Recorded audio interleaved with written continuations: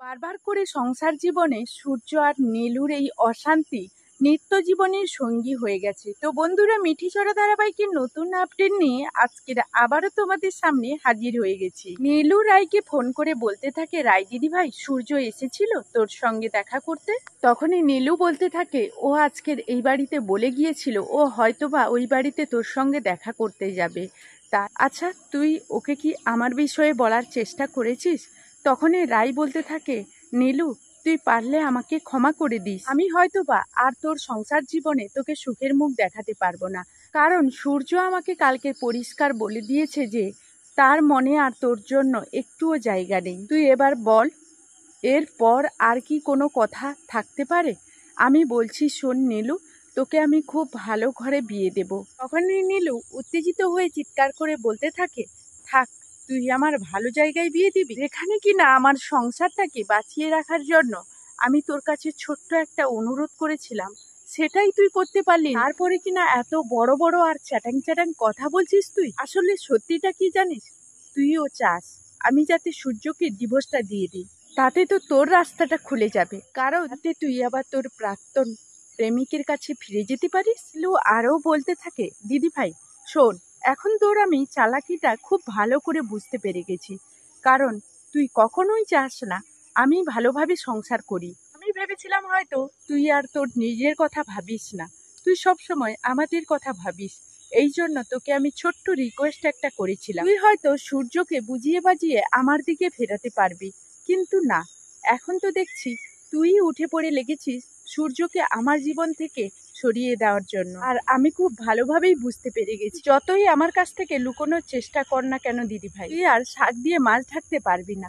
এই কথা বলার পর রাই বলতে থাকে, তাহলে আমি ঠিকই ভেবেছিলাম যে তোর মনের এই নোংরা ময়লাগুলো কখনোই বের হবে না। তুই শুধু শুধু ভালো মানুষের রূপ দেখিয়ে আমাকে ব্যবহার করে সূর্য অবধি তুই পৌঁছানোর চেষ্টা করছিস। কেউ যদি জোর জবরদস্তি করে নিজের জীবন সঙ্গীর সঙ্গে সংসার না করতে চায়, তার সঙ্গে জোর জবরদস্তি করে তুই কতদিন বা নিজের সংসারটাকে টিকিয়ে রাখবি বলতো? এটা তো রোজকার একটা অশান্তির সৃষ্টি হবে, তুই সেটা বুঝতে পারছিস না? তখনই নীলু বলতে থাকে, তুই এই কথাগুলো খুব সহজেই বলতে পারবি, কারণ তুই তো তোর বরের দিক থেকে মুখ ফিরিয়ে নিয়েছিস, তাই না? তোর বর তোর হাতে পায়ে ধরেও কেন তোকে বাড়ি ফিরিয়ে নিয়ে যেতে পারছে না, সেটা এখন আমার কাছে জলের মতো পরিষ্কার। এখন তো তুই তোর প্রাক্তন প্রেমিকের কাছে ফিরে যাওয়ার চেষ্টা করছিস, তার সঙ্গে নতুন করে সম্পর্ক জোড়া লাগানোর চেষ্টা করছিস। তাহলে এখন তুই আবার তোর বরের দিকে মুখ ফিরিয়ে তাকাবি কেন? তোর তো এখন কাজ হাসিল হয়েই যাবে, কারণ তুই যে পরিমাণ আমার বরের উপরে কবজা করে বসে আছিস, তারপর তো সূর্যকে যেভাবে নাচাবি সূর্য সেভাবেই নাচবে। আসলে তোর অভ্যাসটা এমনই হয়ে গেছে, তাতে তুই যাই বলিস না কেন দিদি ভাই, অভ্যাস এটাই হয়েছে যে তুই দু নৌকায় পা দিয়ে চলবি, একদিকে অনির্বাণ দাদা ভাইকে চালাবি আর একদিকে সূর্যকে নিজের ইশারায় নাচাবি। এটাই হলো তোর কাজ, জানিস তো? আমি খুব ভালো করেই বুঝতে পেরেছি। তখন এই রাই বলতে থাকে, বুঝতে যখন পেরেছিস বলছিস কেন নীলু? তো বন্ধুরা, এই ছিল মিঠি চড়া ধারাবাহিকের নতুন আপডেট।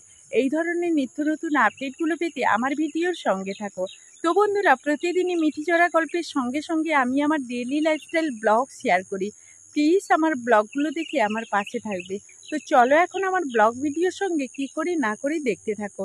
গুড মর্নিং বন্ধুরা, শুভ সকাল। পুতুল ফ্যামিলিতে সকলকে স্বাগতম। আশা করি তোমরা সবাই রাধা মাধবের আশীর্বাদে খুব ভালো আছো, আর তোমাদের ভালোবাসায় রাধা গোবিন্দের আশীর্বাদে আমিও খুব ভালো আছি। আজ আমি তোমাদের সামনে নিরামিষ ঘুগনির রেসিপি নিয়ে এসেছি। এই নিরামিষ ঘুগনির রেসিপিতে এমন একটা সিক্রেট মশলা ব্যবহার করব যা দোকানের স্বাদকেও হার মানাবে। এটা আমার মুখের কথা নয়, আমি নিজে ট্রাই করে তারপর তোমাদেরকে বলছি। ঠিক জাস্ট আমি যেভাবে ট্রাই করেছি সেটাই তোমাদের সঙ্গে শেয়ার করছি। আমি এখানে মটরটাকে আমি 6 থেকে 7 ঘন্টা ভিজিয়ে রেখেছিলাম। তোমরা চাইলে এটাকে সারা রাতের জন্য ভিজিয়ে রাখতে পারো। মটরটা এখন জল থেকে ছেঁকে নিয়ে আমি পরিমাণ মতো জল আর পরিমাণ মতো লবণ, হলুদ দিয়ে খুব ভালো করে সেদ্ধ করে নেব। তোমরা চাইলে এটা প্রেসার কুকারে সেদ্ধ করে নিতে পারো। তো মটর যদি ভালো হয় খুব অল্প সময়েই সেদ্ধ হয়ে যাবে। মটরগুলো গোটা থাকলেও দেখো খুব সুন্দর হয়ে কিন্তু সেদ্ধ হয়ে গেছে, হালকা চাপ দিলেই বুঝতে পারবে। এখন একটা শুকনো কড়াইতে আমি কিন্তু কয়েকটা মশলা নিয়ে নিচ্ছি। প্রথমেই নিয়ে নিয়েছি লঙ্কা, তারপরে নিয়ে নিয়েছি জিরে, তারপরে নিয়ে নিয়েছি মৌরি, তারপরে ধনে। সবগুলো উপকরণ খুব ভালোভাবে এইভাবে নাড়াচাড়া করে নেব। এইভাবে আমি খুব ভালো করে ভেজে নেব। ভাজা হয়ে গেলে অন্য সাইডে দেখো আমি কিন্তু দুটো টমেটোকে গ্রেট করে নিয়েছি, কাঁচা লঙ্কা কুচি নিয়েছি, আদা নিয়েছি। আর এখানে একটা কথা বলে রাখি, তোমরা যদি কেউ আমিষ খাও এটা কিন্তু এখানে তোমরা পেঁয়াজ রসুন ব্যবহার করতে পারো। এখন আমি কড়াইতে তেল নিয়ে নিচ্ছি। কড়াইতে তেল নিয়ে আমি দুটো শুকনো লঙ্কা দিয়ে দিলাম। তো কড়াইতে দুটো শুকনো লঙ্কা খুব ভালো করে ভেজে নেব। এখন দিয়ে দেব একটা তেজপাতা, দিয়ে দেব আদা, দিয়ে দেব কাঁচা লঙ্কা। খুব ভালো করে এগুলোকে ভেজে নেব। এখন দিয়ে দিলাম টমেটো দিয়ে খুব ভালো করে নাড়াচাড়া করব। নাড়াচাড়া করে এখন দিয়ে দেব আলু। তো বন্ধুরা আমি মটরের মতো করে ছোট ছোট করে আলুগুলো কেটে নিয়েছি, আর এখানে আলুগুলো তেলে এখন ভেজে নেব। তোমরা কেউ আলু আর মটর একসঙ্গে সেদ্ধ করতে যাবে না।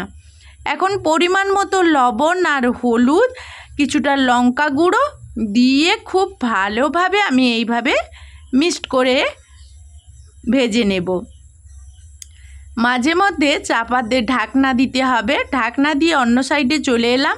তো বন্ধুরা এখানে তোমাদেরকে একটা কথা বলি, আমি যে জিরে ধনে আর লঙ্কা ভেজে নিয়েছিলাম সেগুলো পেস্ট করছি। এখানে তোমাদের একটা কথা বলতে ভুলে গেছি আর দেখাতেও ভুলে গেছি, আমি শেষমেশ কিন্তু ওইখানে কিছুটা গরম মশলা, গোটা গরম মশলা ভেজে নিয়েছিলাম, ভেজে ওখানটায় পেস্ট করে নিয়েছি। এখন দিয়ে দিচ্ছি জিরে গুঁড়ো, ধনে গুঁড়ো দিয়ে খুব ভালোভাবে নাড়াচাড়া করে নিয়েছি। এখন দেব পরিমাণ মতো একটু জল মশলাটা কষানোর জন্য, যাতে নিচে না লেগে যায়। খুব ভালো করে এইভাবে ঘুগনিটাকে নাড়াচাড়া করব।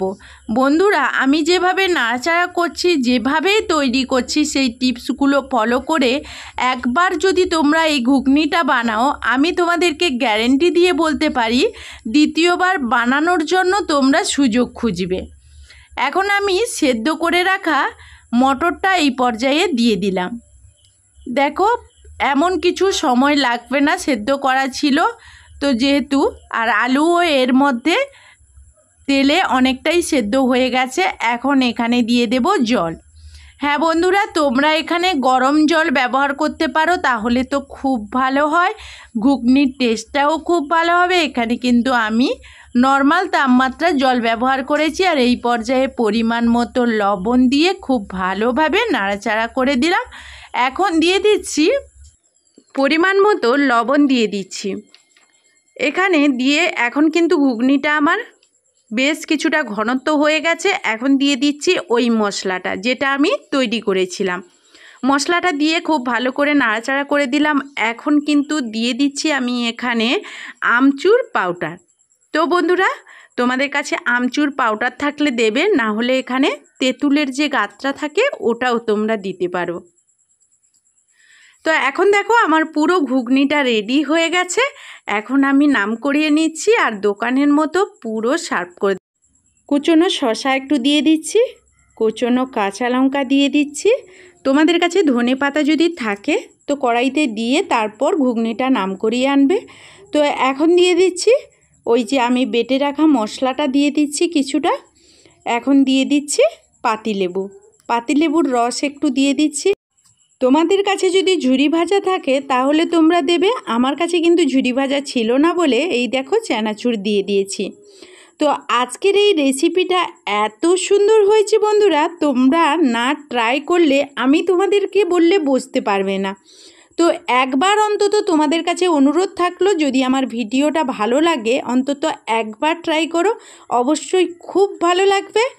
এতটা দারুণ টেস্টি হয়েছে, আমি তোমাদের যদি খাওয়াতে পারতাম তাহলে বোধহয় তোমাদের বোঝাতে পারতাম।